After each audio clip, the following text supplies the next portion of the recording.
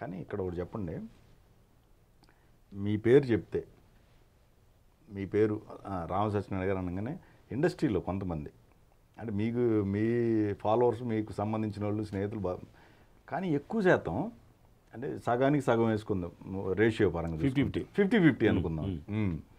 అసలు ఆయన వల్ల శాటిలైట్ వ్యవస్థ నాశనం అయిపోయింది. తప్పే ఉంది అనుకునేవాడిని. ఇప్పుడు ఎందుకు అలా వచ్చిందండి అంటే ఒకటి ఇప్పుడు ప్రొడక్షన్ వైజు ఏదైనా సినిమానే, సినిమాకి సంబంధించి సినిమాలో మంచి చెడు రెండే వేసుకోవాలి బడ్జెట్ పక్కన పెడితే. కానీ ఓవరాల్గా ఇదొక పెద్ద స్కామ్ లాగా జరిగింది. స్కామ్ మీరని అంటలా, నేను జనరల్గా కాదండి. అంటే ఓవరాల్గా శాటిలైట్ వ్యవస్థ నాశనం అయిపోయింది, అదొక పెద్ద స్కామ్ లాగా జరిగింది అనేది వచ్చింది. ఓకే, మీకు తెలిసింది అలాగా. మీకు చిన్న విషయం చెప్తానండి. ప్రతి క్వశ్చన్కి ఆన్సర్ ఉంటుంది. ఓకే, మీరు 100 ప్రశ్నలు అడిగితే 150 సమాధానం చెప్పే దమ్ము నా దగ్గర ఉంది. ఓకే, నేను 2004లో సినిమా ఇండస్ట్రీకి వచ్చానండి. 2014కి నేను సుమారు 50 సినిమాలు తీశానండి. 2014 తర్వాత రామ్ గోపాలం గారితో 2014లో మొదటి సినిమా తీశాను నేను, రామ్ గోపాలం గారితో ఐస్ క్రీమ్ అనే సినిమా. అప్పటిదాకా రామ్ సత్యనారాయణ ఎవడో ఒక మీలాంటి మీడియా వాళ్ళు తప్ప 10% తప్ప ప్రేక్షకుడు ఎవడు తెలియదు. నేను ప్రేక్షకుడికి రామ్ సత్యనారాయణ అంటే ప్రొడ్యూసరు బేవరం టైగర్స్ విషయం చాలామంది తెలియదు. అప్పటికి ఇండస్ట్రీలో తెలుసు, మీరు ఇండస్ట్రీ తెలుసు. ఇండస్ట్రీ ఎవడో నన్ను అంటే నేను ఫీల్ అవ్వాల్సిన అవసరం లేదండి. నేను ఏనుగులు అంటూ వెళ్తుంటా, వెనకాల మోరుగుతుంటారు, నేను పెద్ద పట్టించుకునే విషయాలన్నీ కాదు. మీరు తిట్టారు నన్ను, నేను ఆగిపోయినా. నువ్వేం సినిమా తీసావు, నువ్వు తీసిన సినిమా ఆడిందా, నువ్వు తీసిన సినిమా పనిచేసిందా? శాటిలైట్ నాశనం చేయటువంటి శాటిలైట్ అనేది అప్పట్లో ఓన్లీ జెమినీ టీవీ వాళ్ళు కొనేవారండి. క్లియర్గా చెప్తాను మీకు ఏనండి, జెమినీ టీవీ వాళ్ళు కొనేవారు. జెమినీ టీవీ అంటే ఎవరు ఇక్కడ? ఆనంద్ సినీ సర్వీసు జెమినీ టీవీ పార్ట్నర్స్ వాళ్ళు, కిరణ్ గారు ప్రొడ్యూసరు. జెమినీ టీవీ ఇక్కడ ఛానల్ ఉంది, వాళ్ళకి ఏసీఎస్ అనేది ఆనంద్ సినీ సర్వీస్ అనే ఒక అవుట్డోర్ యూనిట్ ఉంది. అంటే సినిమా ఇక్కడ ఏం జరుగుతుంది, ఏ సినిమా ఎవరు తీస్తున్నారో, దాని శాటిలైట్ కోసం తీస్తున్నారా, సినిమా కోసం తీస్తున్నారా, మంచిదా చెడ్డదా అనే విషయం ఇక్కడ క్లారిటీగా వీళ్ళందరికీ తెలుసు, ఈ మీడియాలో అందరికీ తెలుసు. ఏమంటే జెమినీ టీవీ వాళ్ళు తెలుసు. ఇప్పుడు రామ సత్యనారాయణ నాశనం చేసేటంటాకి జెమినీ టీవీ వాళ్ళు అమాయకులా కొంటాకి వాళ్ళకి ఏదో ప్రాణం ఉంది, ఓ బడ్జెట్ ఉంది. మా దగ్గరికి నేను ఎప్పుడు జెమినీ టీవీ డైరెక్ట్ సినిమా అమ్మలే తెలుసు మీకు. అంత తెలియని విషయం ఏంటంటే జెమినీ టీవీ వాళ్ళు ఎప్పుడు నా దగ్గర సినిమా కొనలా, నేను వాళ్ళకి ఎప్పుడు అమ్మలా. నేను ఎవరో వాళ్ళకి తెలియదు, వాళ్ళు ఎవరో నాకు తెలియదు, వాళ్ళ చెక్కు నాకు ఎప్పుడు రాలేదు, నేను ఎప్పుడు వాళ్ళ దగ్గర నేను సినిమా అమ్మలేదు. ఇక్కడ పాండురంగారావు గారని, కేవీ సత్యనారాయణ గారని ఈ శాటిలైట్ కొనేవాళ్ళు ఒక 4-5 ఉన్నారు. అమర్ గారని ఒక 10 మంది ఉన్నారండి ఇక్కడ. ఆ 10 మందిలో నేను సినిమా తీస్తే ఆయనకి అమ్మేవాడిని, ఆయన వాళ్ళకి అమ్ముకునేవాడు. నేను సపోజ్ ఒక సినిమా 5 లక్షలు అమ్మానుకోండి, అలాగే 10 లక్షలు అమ్ముకున్నారో 9 లక్షలు అమ్ముకున్నారో నాకు తెలియదు, నాకు సంబంధం లేదు ఆ విషయం. దానికి వీళ్ళు సత్యనారాయణ గారు బాబు మీ సుమన్ గారు హీరోగా ఉంటే మీకు 5 లక్షలు పెట్టి మేము 5 లక్షలు ఇస్తాం మీకు రైట్స్కి అని మాకు ఒక ఆర్డర్ ఇచ్చేవారు, ప్రీ కన్ఫర్మేషన్ ఇచ్చేవారు. సరే అని నేను సుమన్ గారు పలానా అమ్మాయి ఇది క్యాస్టింగ్ అని ఎంఎస్ నారాయణ పలానా ఉన్నారని సినిమా క్యాస్టింగ్ కదా అలా చెప్పేవాళ్ళం. సరే నువ్వు ఎంతలో తీసి మాకు అనవసరం, మేము మీకు 5 లక్షలే శాటిలైట్ రైట్స్ ఇస్తాము అన్నారు. అప్పట్లో థియేటర్ల రైట్స్ శాటిలైట్ రైట్స్ ఉండేయండి. అవును, డిజిటల్ రైట్స్ కూడా లేవు అప్పుడు, డబ్బింగ్ రైట్స్ కూడా లేవు అప్పుడు, అంటే పెద్ద లేవు. అంటే ఇక్కడ ఒకటండి, వీళ్ళు ఎవరైతే ఉన్నారో ఒక టీం ఫామ్ అయ్యి చేసిన దాంట్లో మీరు పాత్ర వహించారా? లేకపోతే నా సంబంధం ఉందండి, నేను సంబంధం లేదు అయితే. నేను ప్రొడ్యూసర్ని. కానీ ఎందుకు ఇండస్ట్రీలో ఆ పేరు అనేది ఎందుకు అంటే క్రియేట్ కాబడింది అంటే దానికి ఆ డౌట్. అదే అప్పుడు నేను సినిమా తీసినప్పుడు కూడా 100 మంది సినిమాలు తీశారు. అప్పుడు నా ఒక్కనే సినిమా కదా, 1000 మంది ప్రొడ్యూసర్ సినిమాలు తీశారు అప్పుడు. కానీ మీరు రన్నింగ్ రేస్లో మీరే ఫస్ట్ ఉన్నారు. మరి ఎందుకంటే మీ కాలగర్భలు కలిసిపోయారు. మీకు ఏంటి ఆ రోజు మీకు శాటిలైట్ వచ్చింది, శాటిలైట్ గురించి ఆధారపడి సినిమా తీసేవారండి.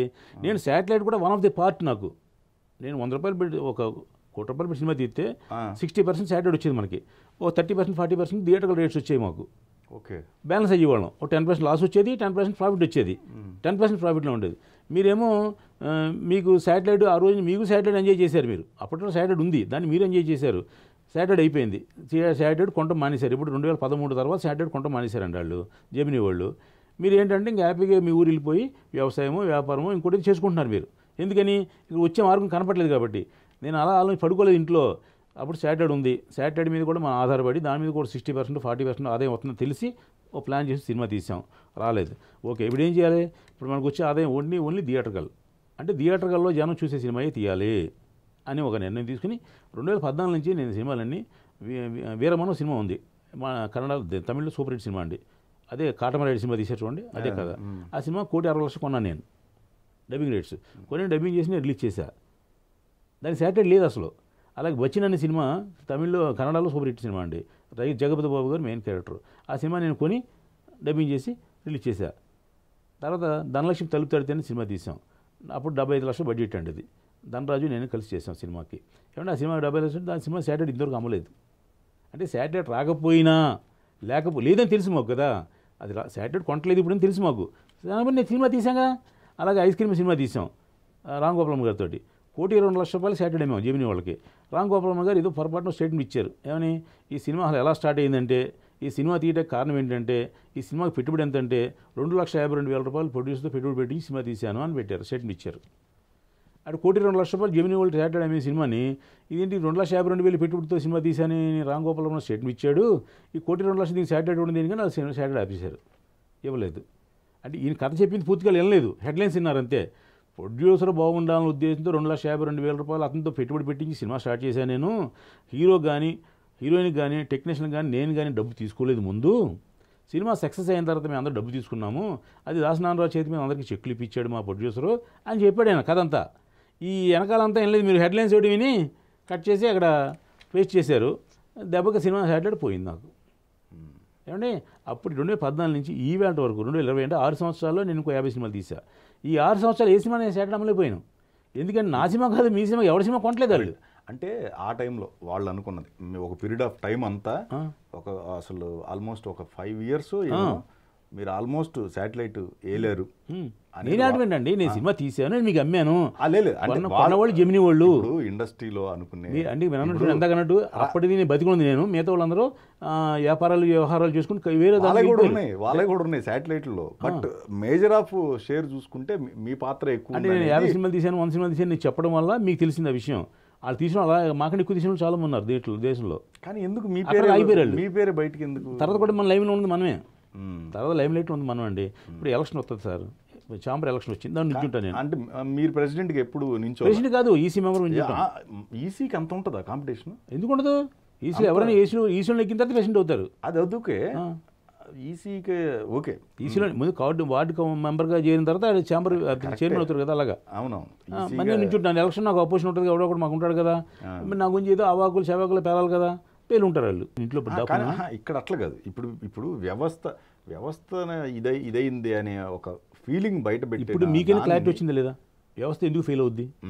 ఆ తర్వాత మీరు 2014 తర్వాత నేను సినిమాలు తీస్తున్నాను కదా, మీరు ఇంకా సినిమాలు తీయట్లేదు. నా సినిమా నేను నష్టపోయాను. వాళ్ళు అనేది కూడా అదే వెర్షన్. ఏంటంటే ఇప్పుడు ఇట్లా కొంతమంది వల్ల మేము వెనకబడిపోయాం. ఎందుకు సినిమా తీయలేదు కదా అసలు? అంటే మేము ఆల్రెడీ పెద్ద సినిమాలు చేస్తున్నాం కదా. పెద్ద సినిమాలు చేస్తే ఎందుకు కొనలేదు? పెద్ద సినిమా ఏమాగింది చెప్పండి? ఏ సినిమా పెద్ద సినిమా కొనలేదు జనం? ఏ సినిమా కొనలేదు? అప్పట్లో ఓన్లీ జెమినీ ఉండేది, ఇప్పుడు జీటీవీ వచ్చింది, మా టీవీ వచ్చింది, అన్ని టీవీలు వచ్చింది. అప్పట్లో మేము ఈ సినిమాలు తీసినప్పుడు జీటీవీ మా టీవీ లేవండి. అంటే ఇంకొకటి చెప్తాను సార్, చెప్పండి. ఇక్కడ అంతకుముందు శాటిలైట్ అడ్వాన్స్లు కూడా వచ్చాయి సినిమాకి. ఎవరు ఇస్తారు అడ్వాన్స్? ఇచ్చారంట. ఎవరికి ఇచ్చారు? ప్రొడక్షన్కి ఇచ్చారు సార్. ఎవరు ఇచ్చారన్న? అది కంపెనీ. ఇప్పుడు మన ఛానల్స్ కాదు, జెమినీ వాళ్ళు జీవోలు ఎవరు సార్? ఇక్కడ పాండంగారు గారు, కేవీ సత్యనారాయణ గారు చెప్పాను కదా. సరే, వాళ్ళ త్రూ అనుకుందాం అండి. ఫర్ ఎగ్జాంపుల్ అసలు జెమినీ టీవీకి వెళ్ళి అడ్వాన్స్ అనే సిస్టమ్ కూడా లేదా? వాళ్ళకి మనకి లేదు, మనకి వీళ్ళు ఇచ్చేవారు. ఎవరు? జెమినీ టీవీకి మనకి మధ్యలో ఒక ఆయన ఉండేవారండి. అదేలేండి మీడియేషన్ ఏదో అనుకున్నా వ్యాపారం. అది కూడా అదే కొని వాళ్ళకి అమ్మేవారు. మీడియేషన్ అంటే కమిషన్ తీసుకుని మీడియేటర్ అంటారు. వీళ్ళు మీడియేటర్ కాదు, వీళ్ళు బిజినెస్. ఇది వీళ్ళు అందరూ కొనుక్కునేవాళ్ళు, వీళ్ళు అమ్ముకునేవాళ్ళు, బిజినెస్ మ్యాన్ అంటారు వాళ్ళని. వాళ్ళు మనకి ఇచ్చేవారు తప్ప మాకు ఎవరు ఇవ్వాలి. మాకు అవసరం అడ్వాన్స్, మాకు అండర్స్టాండింగ్ కమిట్మెంట్ ప్రకారం ఆర్డర్ చేసేవాళ్ళం మేము. అయితే వీళ్ళే అంతకుముందు అడ్వాన్స్ కూడా ఇచ్చే ప్రాసెస్ ఉందంట, అది కూడా కట్ అయిపోయింది. నా వల్ల అవుదేంటి? మీ వల్ల కొంత వ్యవస్థ. మీకు నేను ఏ సినిమా తీసిన అట్లా కాదు సార్, నేను ఒక విషయం చెప్తా. మీ వల్లని కాదు సార్. ఇప్పుడు నేను అనేది కొంత పీరియడ్ ఆఫ్ టైం వరకు కూడా మీరు శాటిలైట్ని బాగా, అసలు శాటిలైట్ అంటే రామ సత్యనారాయణ, ఇంక వేరే ఎవరు లేరు అనే పేరుని, బ్రాండ్ని క్రియేట్ చేసుకున్నారు ఒకనొక సిచ్యువేషన్. మీ ఇష్టం ఉండొచ్చు. నా గురించి ఏమనుకున్నారు నేను చెప్పడం తప్పు కదా. మీరు అనుకుండొచ్చు, తప్పేం లేదు అనుకోండి. అదే కాదండి, నేను ఇంకో విషయం మీకు తెలియని విషయం చాలా. నేను తీసిన 50 సినిమాల్లో 48 సినిమాలు 49 సినిమాలు థియేటర్ రిలీజ్ అయిన సినిమాలు అయ్యి. ఏదైనా ఒక సినిమా రిలీజ్ అవ్వలేదేమో కానీ అన్ని సినిమాలు రిలీజ్ అయినాయి. అన్ని సినిమాలు 10 ప్రింట్లు 11 ప్రింట్లు 12 అప్పుడు ప్రింట్లు ఉండేయండి. 10 ప్రింట్లు 12 ప్రింట్లు తీసి రిలీజ్ చేసిన సినిమాలు నేను. అంటే శాటిలైట్ కోసం ఇప్పుడు కాదండి. మీకు ఇంకొక ఎగ్జాంపుల్ చెప్తాను మీకు. నన్ను ఎవరు తిట్టుకునే ఏం పర్లేదు, నేనేమి బాధపడినా ఫీల్ అవునా, నన్ను తిట్టుకోవాలి, నేను తిరిగి తిట్టినాను. ఎందుకంటే నన్ను మోసం చేసినోడే నేను కామెంట్ చేయను. అవును. నన్ను మోసం చేసినోడు కూడా నేను పలానాడు మోసం చేయడం అన్నాను, ఎందుకంటే అది గ్రేట్ పర్సన్ అంటాను నేను. అలాగా ఇప్పుడు ఇంకోటండి, ఆహుతి ఏంటి అరుంధతి లాంటి సినిమా తీసిన శ్యాంప్రసాద్ రెడ్డి గారు టీవీల్లో షోలు చేస్తున్నారు, అంటే పడిపోయినట్ట మార్కెట్, అంటే ఆయన వీక్ అయినట్ట? లేదు, అది కాదు సార్, అది కాదు.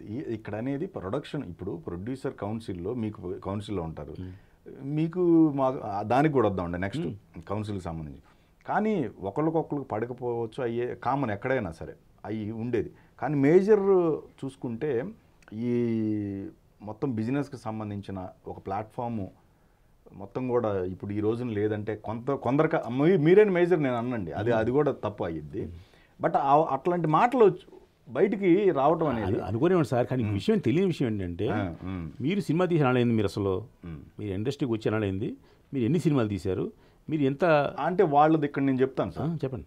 వాళ్ళది మేము అన్ని పెద్ద సినిమాలే చేస్తున్నాం, ప్రొడక్షన్ అంతా పెద్దదే మాది. చేసుకుని పెద్ద సినిమా ఇది ఎప్పుడు మార్కెట్ ఉంది కదా, చిన్న సినిమాలు కొనలేదు, ఇప్పుడు పెద్ద సినిమాలు అన్నీ కొన్నారు. వాళ్ళనే వెర్షన్ అది కాదండి, ఇప్పుడు పెద్ద సినిమాలని క్యాస్టింగ్ ఉన్న సినిమా ప్రతి అల్లరి నరేష్, శర్వానంద్, మీరేంటినా ఉయ్యాల జంపాల హీరో, ఆ రేంజ్ సినిమాలు అన్నీ కొంటున్నారండి. ఏది ఆగలా, కొత్త వాళ్ళతో తీసిన సినిమాలే కొంటలేదు ఇప్పుడు. అప్పట్లో సుమన్ గారు, సాయి కిరణ్, లేదా ఎవరు శివాజీ రాజా, నాగబాబు గారు లాంటి మెయిన్ క్యారెక్టర్ పెట్టి సినిమా తీసేవాళ్ళం మేము కొత్త వాళ్ళని పెట్టి ఎప్పుడు సినిమా తీయలేదు. నా మొదటి 1 నుంచి 50 సినిమా వరకు న్యూ హీరో అనేవాడు నా సినిమాలో లేడండి, చూసుకోండి మీరు.